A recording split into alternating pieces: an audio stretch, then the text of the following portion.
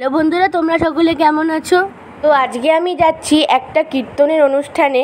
এই অনুষ্ঠানটা জাগুলিতে একজনের বাড়িতে হচ্ছে। এই দেখো, যাওয়ার জন্য আমি একদম রেডি হয়ে গেছি। তারপরেই আমি চলে এলাম এই দিদির বাড়িতে। এই দিদির সাথেই আমি কীর্তনের সব অনুষ্ঠানে যাই। আর দেখো, দিদি এখন আমাকে সুন্দর করে তিলক পরিয়ে দিচ্ছে।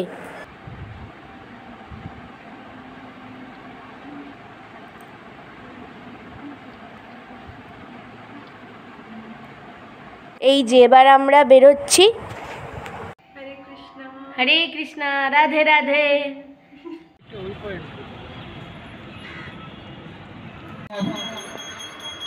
জ্যোতিষশাস্ত্র থেকে আজ্ঞা দিয়েছে কেবলমাত্র গুরুদেব ফিরতে পারে ভক্তের প্রার্থনা। কেবলমাত্র ভক্তকে দেব। আপনারা হরে কৃষ্ণ কৃষ্ণ কৃষ্ণ হরে হরে হরে রাম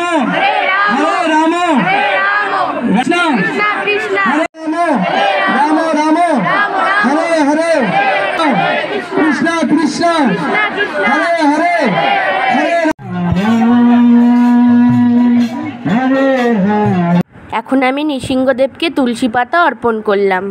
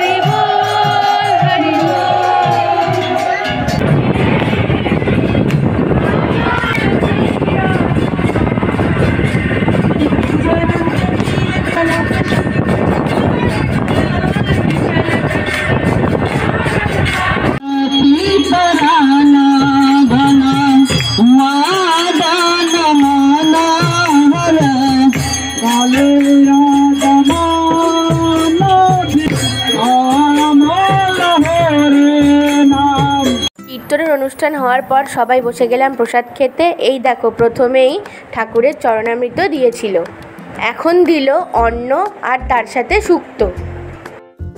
তারপরে দিল দেখো শসা আর লেবু, আর তারপরে দিয়েছিল ডাল। ডালটা খেতে কিন্তু খুব ভালো হয়েছিল।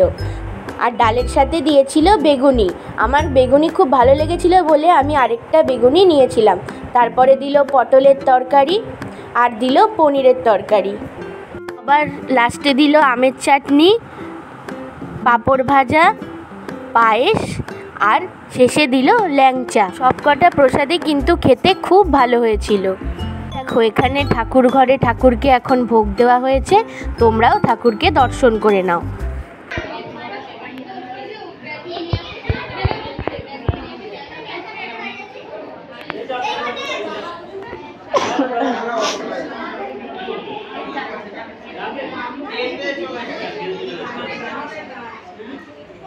আজকে তো এই কীর্তনের অনুষ্ঠানে এসে আমার খুবই ভালো লাগলো, খুবই আনন্দ হলো। এরকম কীর্তনের অনুষ্ঠানে আসতে আমার খুবই ভালো লাগে। আজকের ব্লগটা কেমন লাগলো কমেন্টে অবশ্যই জানাবে। টাটা, রাধে রাধে।